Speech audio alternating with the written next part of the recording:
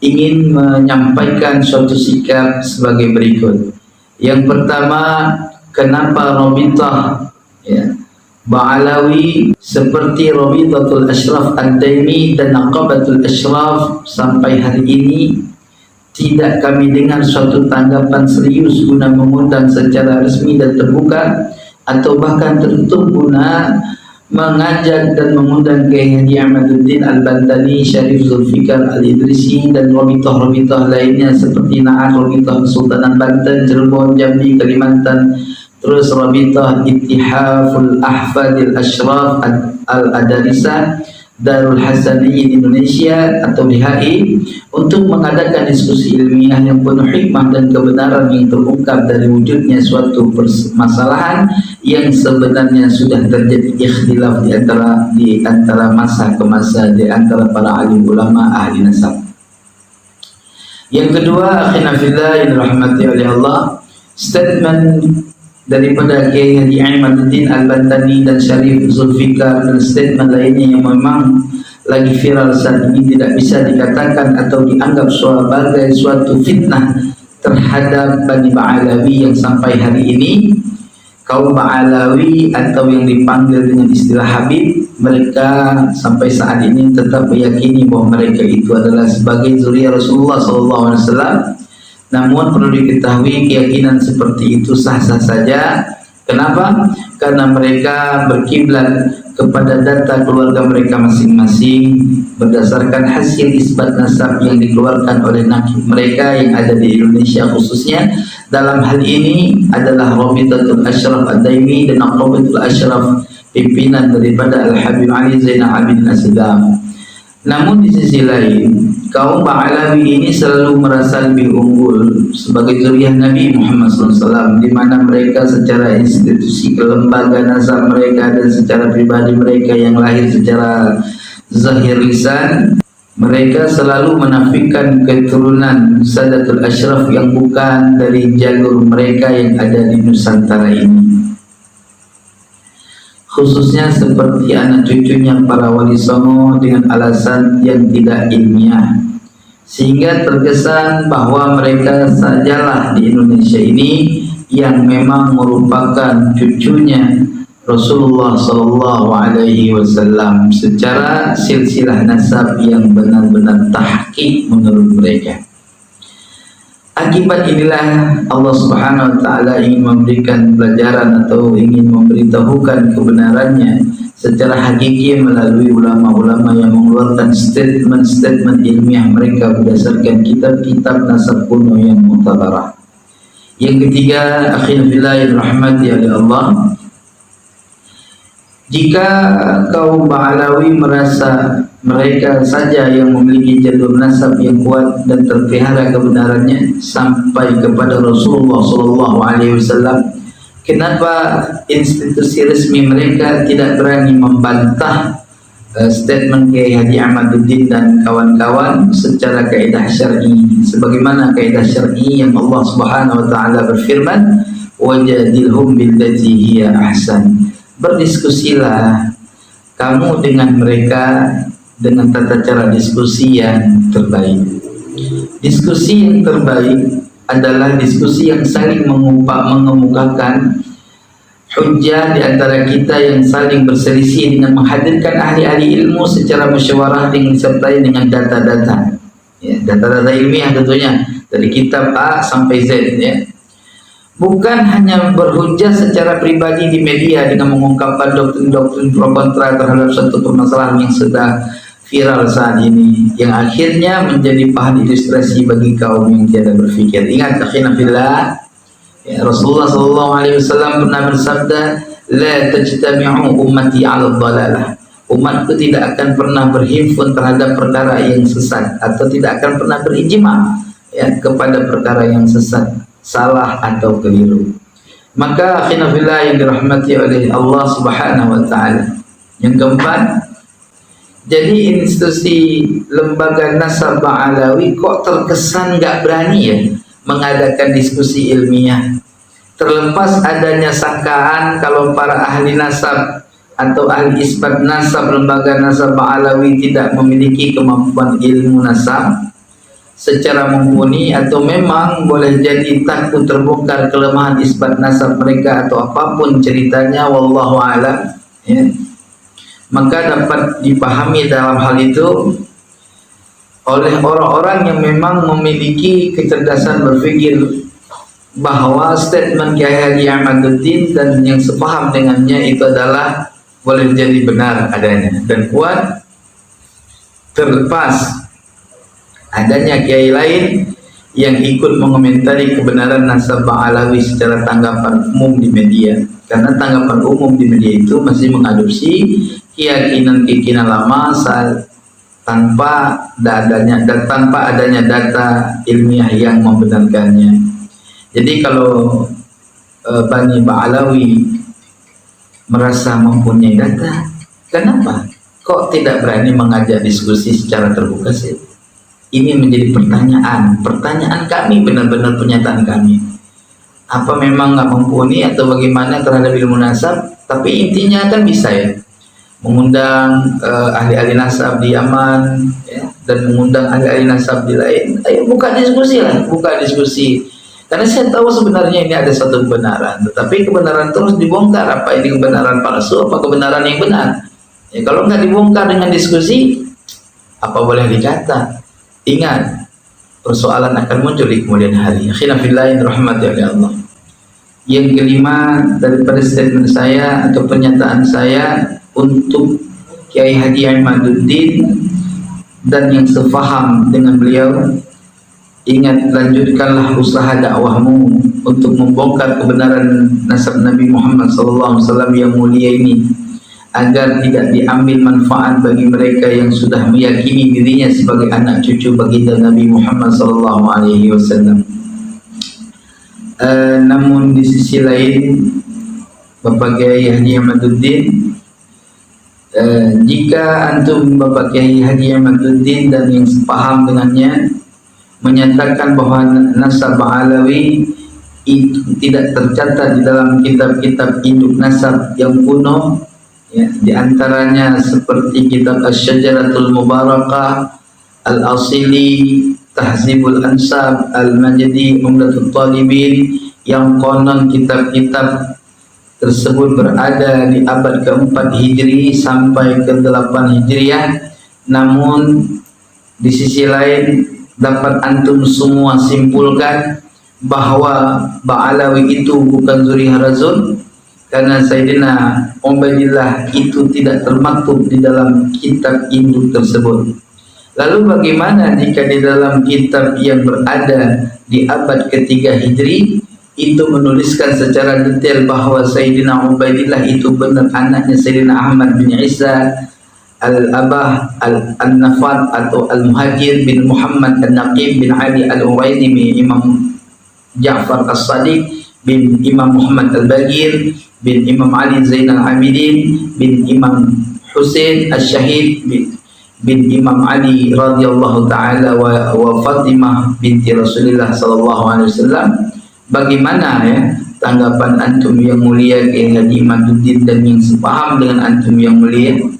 Adapun bukti kitabnya tersebut yang ada di abad ke-3 Hijriah, ya insyaallah saya akan memberikan kitab tersebut pada season kalau memang Rabitah Ba'alawi mengadakan diskusi, ya saya akan bawa kitab itu. Mungkin Rabitah Ba'alawi juga punya kitab itu.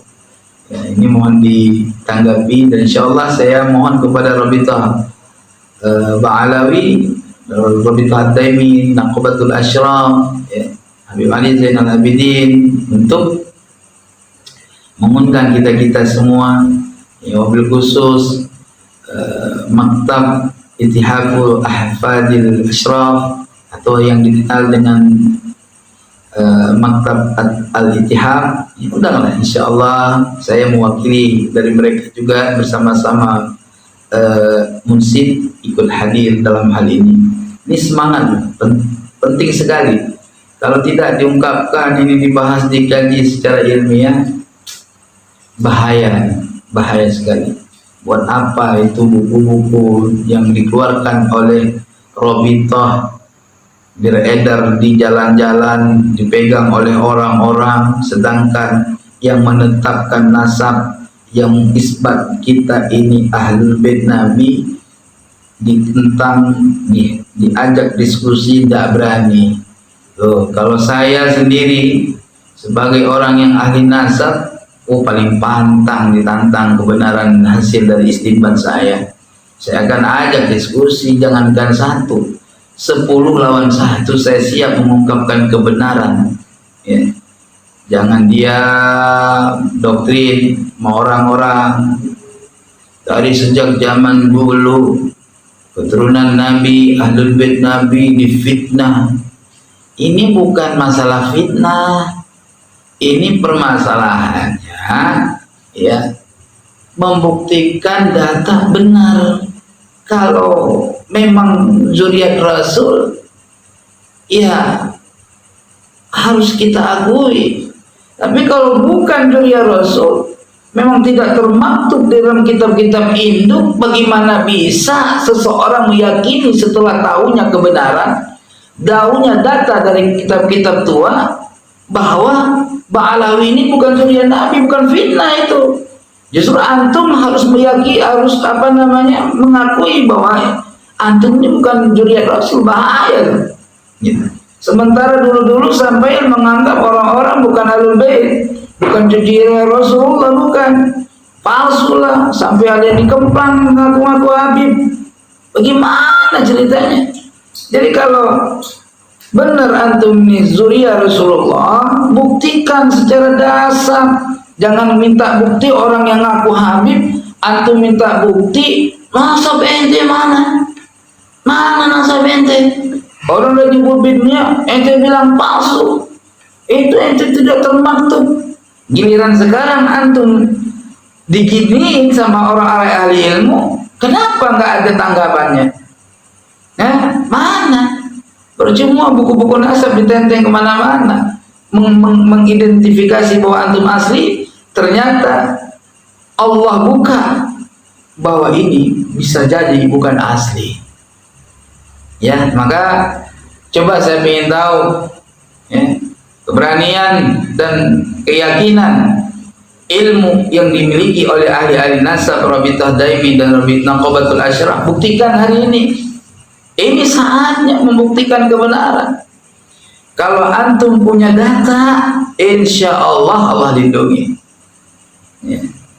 Yang pertanyaan yang harus dijawab, pertanyaan Kiai Imaduddin yang harus dijawab. Apa pertanyaannya? Kok bisa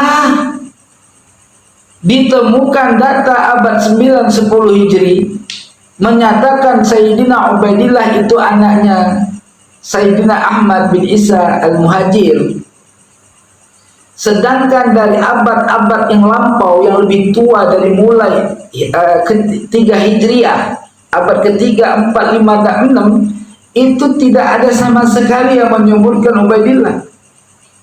Terus siapa referensi yang menyatakan Ubaidillah atau Abdullah ini anaknya Sayyidina Ahmad bin Isa Al-Muhajir? Itu yang pertama. Yang kedua, ada statement menyatakan bahwa Sayyidina Ahmad bin Isa Al-Muhajir itu hijrah ke Hadramaut. Ya. Ternyata ini juga ada satu informasi lain yang menyatakan bahwa Sayyidina Ahmad bin Isa Al-Muhajir tidak pernah hijrah ke Hadramaut. Gitu. Karena coba perhatikan kewafatan dan sejarah-sejarah dari kitab-kitab lain. Artinya tuan-tuan yang dirahmati oleh Allah, apapun ceritanya, diskusi harus ada ini. Maka teman-teman, kepada yang awam-awam sekalian, pancing, tolong dipancing tuh, ya, supaya Rabithah Al-Alawi atau Rabithah Ad-Daimi, Naqabatul Asyraf, pimpinan Habib Ali Zainal Abidin, untuk ya, mengundang semua orang-orang itu untuk menguji diskusi nasab. Ya, kalau enggak bahaya nih. Ini bahaya. Terus saya minta tolong kepada antum-antum semua yang merasa paham ilmu nasab, ya, jangan membahas nasab di media, gak ada guna. Itu ngomong sendiri namanya. Saya bisa kalau nanti membahas nasab ngomong dewek di media, gak ada yang bantah. Ya, Tapi kalau bisa ada yang bantah dong, makanya kan ada yang diskusi gitu. Kayak Diman cuman memberikan satu wacana dengan gaya dia, dengan membantah antum tuh nggak terdapat dari nasab kuno dulu, ya kan, tidak terdapat. Jadi jangan merasa informasi seperti ini merasa minder, ya, merasa umat ini atau kiai ini bahlul, menghasut, memfitnah, menuduh kita bukan jurian Nabi, itu bahlul. Enggak, ini bukan nuduh, ingin memberikan satu bukti bahwa antum, ya, melalui statement Kiai Imaduddin nggak ada nama Ubaidillah itu nggak ada. Jadi atas dasar apa antum meyakini antum zuriyah Rasul? Terus jangan bawa-bawa Kiai Hasyim Asy'ari, Syekhuna Khalil Bangkalan, atau kiai-kiai lain di masa lampau. Karena masa itu nggak sibuk orang itu membahas masalah nasab. Orang udah ngaku Habib, ya udah selesai, antum Habib. Nasabnya apa? Udah bin ini udah selesai. Ya. Tapi hari ini, ya, kita perlu mengkaji kebenaran nasab Alawi. Apakah itu benar daripada Rasulullah atau hanya sejarah fata morgana? Maka tidak akan mungkin tercapai kebenaran itu tanpa adanya forum diskusi akbar. Nah, insya Allah, ya, dengan diskusi akbar, ya, akan terbongkar semua rahasia. Kiai Imaduddin kah yang salah? Antum kah yang sebenarnya nggak terjelas datanya? Nanti bisa kita musyawarahkan dengan mempergunakan kaidah-kaidah fikih. Ya.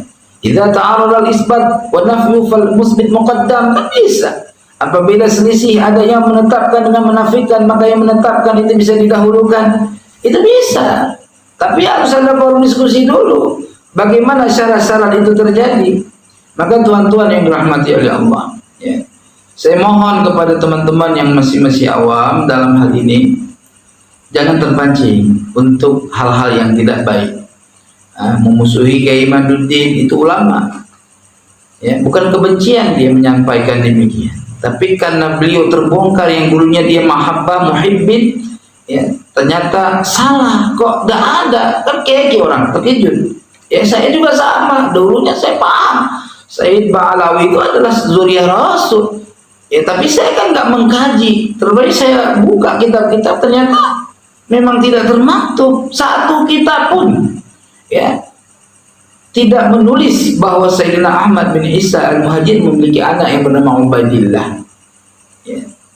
Yang ada kitab-kitab yang menjadikan referensi, ya, kitab-kitab kemarin yang jauh berbeda dari masa-masa sebelumnya. Ya, ini kan harus dipertanyakan kebenarannya. Dari mana data yang kitab-kitab ini menerangkan bahwa dia mempunyai anak yang namanya Ubaidillah, gitu loh. Kan sebatas itu bukan kebencian, bukan fitnah, tapi ingin menyampaikan kebenaran. Jangan sampai kebenaran dianggap fitnah, ini bahaya lagi. Ya. Allah Subhanahu wa taala berfirman, "Fa in tanaza'tum fi syai'in farudduhu ila Allah wa rasulih." Jika kalian berselisih satu paham, maka kembali kepada Al-Qur'an dan hadis atau sunnah. Bagaimana yang dimaksud kembali kepada Al-Qur'an dan hadis? Ya, kembali kepada diskusi, bahas basul masail. Ya, jangan bikin orang awam kenter. Ya, ini orang awam berkenter nih, akhirnya pro kontra. Yang punya keyakinan bahas bela, Nabi segala macam, Kiai Bakmur. Yang pro kepada Kiai Imaduddin menyatakan apa Nabi palsu, gini begitu. Apa ya, dok yang kayak gini? Coba dah kembali kepada hati yang tulus. Kalau kita memang terbukti bukan zuriyah Rasul, kenapa kita harus mempertahankan ego kita? Ya sudah, selesai. Kita bukan zuriyah Rasul. Soal tes DNA nggak perlu lah, nggak perlu soal tes DNA. Yang penting kupas nasab aja, ya. Tapi kalau perlu, kenapa takut emang untuk tes DNA? Ya kalau kita tes DNA bukan nasab habaib misalkan, tapi data kita bersambung nasab kepada Rasul sudah mencukup. Syarat nasab ada. Soal tes DNA misalkan lari ke orang Prancis misalkan, itu terserah hasil tes DNA itu mah. Tetapi hasil daripada tes nasab, itisalnya nasab sudah kuat, kenapa tidak? Jadi jangan khawatir. Kalau saya pribadi dikaji nasab saya itu lebih baik supaya tidak merasa sombong kita, ya kan? Siapa yang nggak mau sih jadi cucunya Rasul? Siapa yang nggak mau? Siapa manusia di permukaan dunia ini yang nggak mau dipilih oleh Allah jadi juriahnya Rasul? Semua mau. Akhirnya mereka yang nggak punya nasab pengen bikin nasab, ya sampai nyogok katanya, sampai nyogok. Coba kira-kira bagaimana tuh? Tahu benar apa kagak? Wallahu a'lam. Ukuran begitu, maknanya di sini ada apa maknanya? Begitu penting kemuliaan daripada nasab baginda Nabi Muhammad SAW. Siapa yang nggak mau jadi cucunya Nabi? Ya nggak ada yang mau jadi cucunya Fir'aun. Itu nggak ada yang mau. Maka nggak ada yang ngaku gue cucunya Fir'aun, nggak ada. Maka ayolah, ini kita bahas nasab yang mulia. Jangan statement di media nyap-nyap A, B, C, D, Z sampai nggak jelas. Maka kepada Kiai Maduddin, pancing terus Kiai, pancing terus. Ya, kepada pengurus Robita, jangan lari. Antum sudah menyatakan antum juriat Rasul pakai buku-buku segala macam tanda tangan. Ya tanda tangan jawaban perlu dong saat ini. Jawaban kalian sebagai pengurus maktab sangat diperlukan. Ya, jangan dibiarin udah tanda tangan terus nasabnya dihujat, ya, diklaim palsu segala macam misalkan. Jangan dibiarin, lawan mereka itu, lawan Kiai Maduddin, lawan, ajak orang-orang diskusi. Jangan dibiarin supaya kebenaran ini terungkap, fitnah selesai. Demikian yang dapat saya sampaikan. Mohon maaf lahir dan batin bila mana ada kekurangan. Bagi yang mendengar statement saya ini, ya, pahamilah dengan hikmah, jangan dengan fanatisme buta dan emosional. Insya Allah engkau akan dapat rahasia di balik omongan saya ini. Apa yang sebenarnya yang saya tuju? Ya, yang kedua, alhamdulillah yang dirahmati oleh Allah, kebenaran itu harus diungkapkan kapanpun. Jangan apalagi nasab Nabi, nasab yang perlu diungkapkan. Kenapa? Karena membawa Rasulullah Shallallahu Alaihi Wasallam. Ukuran masalah fikih aja nggak kelar-kelar sampai mati kita. Masalah fikih terus muncul pembahasan dan pengkajian, diskusi, terlebih-lebih daripada nasab baginda Nabi Muhammad SAW. Jadi saya ingat satu masalah, ya, kebohongan yang dikemas dengan baik dan disebarkan dengan tauladan yang baik juga, dengan contoh yang baik, dengan cara yang baik, maka kemudian saat kebohongan itu akan menjadi kebenaran. Maka oleh sebab itulah kebenaran itu tidak akan kuat jika tidak ada sumbernya dari para ahli ilmu.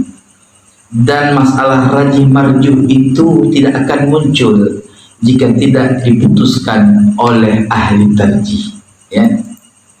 Oleh sebab itu, ya, keputusan apapun dalam suatu kebenaran itu menjadi sekedar klaim atau sebatas hanya keyakinan saja, fanatik segala macam, terkecuali kebenaran itu setelah diuji melalui forum diskusi bahasul masail ilmiah baru kuat dan asah.